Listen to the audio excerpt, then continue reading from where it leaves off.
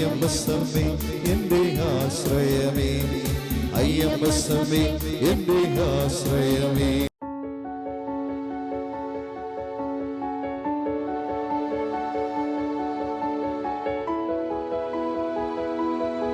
യേശുവെ നന്ദി, യേശുവെ സ്തുതി. ഞാൻ ചെല്ലാനം ചെറുകടയിൽ നിന്ന് വരുന്നു. ഞാനിവിടെ സാക്ഷ്യം പറയാൻ വന്നിരിക്കുന്നത് സിസേറിയനായിരുന്നു.